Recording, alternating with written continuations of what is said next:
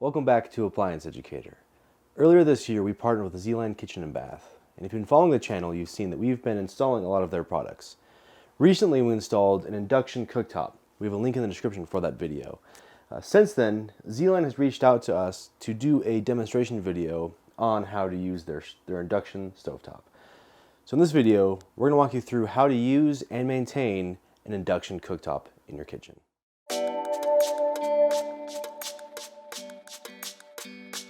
So you have an induction cooktop and you're wondering what exactly can be used on it and how it heats up the cookware. It's electric, but it's not like an electric cooktop. There aren't elements, there's no heating elements inside an induction cooktop. It is purely induction. So it uses an electromagnetic field to heat up the cookware itself on top of it. So it shouldn't really get hot to touch when it's on. There's also safety measures in place that if you lift up your cookware for a long enough period of time, it'll shut off the magnet inside, thus not causing issues inside the induction cooktop.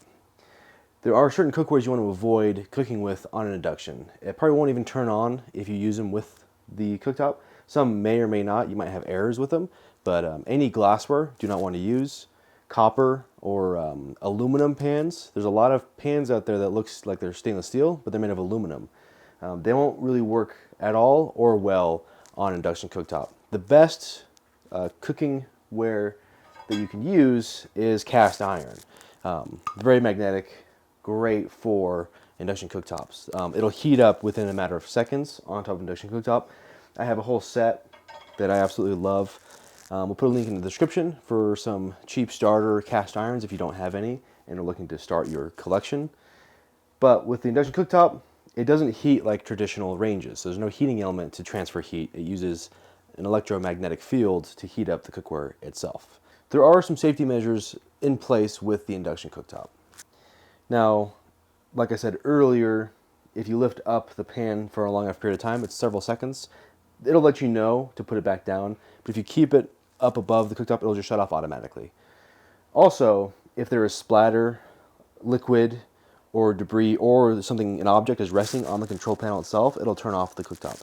So if you're cooking over here, boiling water, water boils over, there are sensors built in to sense that there are basically foreign objects on top of the glass itself that shouldn't be there, that might get hot, so it'll turn off the cooktop. I experienced that myself when I first installed this, started using it.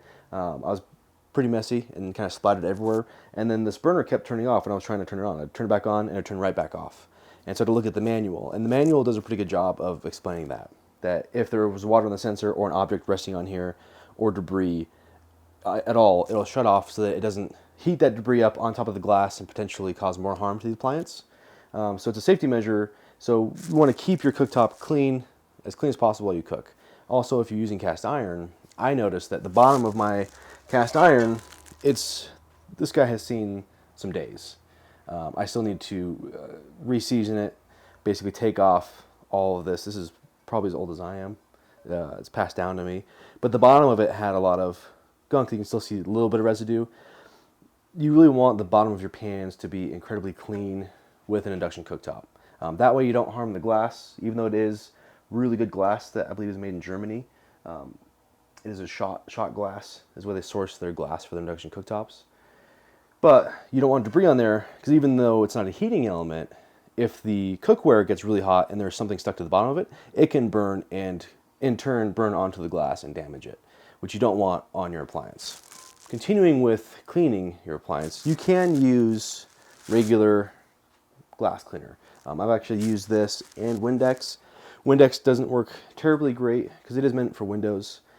Keeping in mind that with an induction cooktop, if you're cooking on it a lot, there can be a lot of grease on there. So if you use a glass cleaner, make sure it's a cleaner that can get up oil and residue. Some will basically just kind of move it around, but the best cleaners are the cleaners that are meant for cooktops. Now, Wyman makes a really good cleaner that I've been using a lot. It gets all the grease up and out of it. I believe this one is meant for an electric cooktop, which will have heat on top, but it's very similar. And this is meant to basically grab all the oil and grease and lift it up away from the glass. And this guy, when you're done cooking, just one easy pass with some scrubbing pads and the cleaner, and it will do a really good job. This isn't an endorsement by any means. If you have something that you've used is much better, please leave a comment down below. If you've had a bad experience with anything like this, please let me know. This is just this is anecdotal. This is what I've used in the past. So we went over how to basically understand how the induction works. Let's go over more in depth into the cookware that you can use on it. It is an electromagnetic field that is created to heat the pan up itself. If you use like stainless steel pans, the lighter the pan is, the more noise it can tend to make. That's one thing I noticed with like a smaller pan like this. This one has a pretty thick bottom. It's really good, but lighter pans within the induction cooktop, they might vibrate. And so you might hear like a vibration. That's because that magnet is heating up the pan itself. Instead of transferring heat, it's basically using those magnets to heat up the pan. Cast iron is very heavy, so the heavier the pan you use on induction, the less noise that will occur. I almost noticed no noise when I cook with a cast iron. With stainless steel, with a thicker bottom, sometimes you're going to hear some noise. It all just depends on what's in there. If there's very little water, it might vibrate a little bit. That's very natural with induction cooktops. So we talked about the cookware to use on the induction cooktop and how it operates. Let's talk about noise with the induction cooktop. Now, using it, you'll hear a hum most often while you're using it. And the more power it's outputting, the more burners it's operating, the more it'll hum and the louder it'll hum. It's very standard. With certain pots and pans, you might even hear some cracking in the pan itself if it turns on. And that is indicative of the base of the pan being a different material than the pan itself. So some stainless steels you might see have like a base that looks different than the top. That's because there's two different materials and the cracking is just a noise that occurs within that. It's pretty standard for that. I'd recommend just sticking with cast iron. Again, that's just from my experience. I'm definitely biased and love cast iron. And there's almost been no issues with the induction cooktop, and it heats up in a matter of seconds. So now let's go on to actually how to turn on and operate the induction cooktop and error messages that you might encounter. Okay, so now that we know how to maintain the cooktop and what type of cookware to put on it, let's go over how to operate it with these buttons. So once you get your cookware on there, each one of these diagrams correlates to a burner on there based on where they are placed. A lot of times the lock button will be on, have a red button there. To turn it off, you just simply tap it and then tap the power button, and then whichever burner you want to start, tap that. You'll see a dash, and then you can go to which power level you want. Now keep in mind, this induction cooktop is incredibly powerful, especially with cast iron. I typically cook between a 1 and a 6, sometimes a 7. It gets incredibly hot. Now if you want to go above the maximum, you can do what's called a boost. So if you hit the boost, it'll turn the cooktop on full blast for a maximum amount of 10 minutes.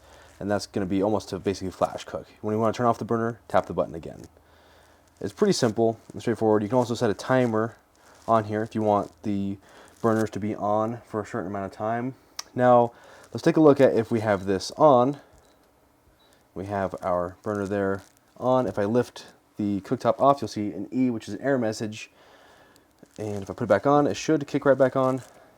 But if we take it off for a few seconds, it'll turn off completely.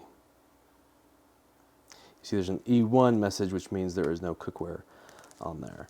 Now it's already turned off, it'll beep at you. So it's basically yelling at me, telling me I did something incorrect. Now after you cook for a while, now let's say you cooked on 2 burners, you cooked a full meal, you can remove the pans.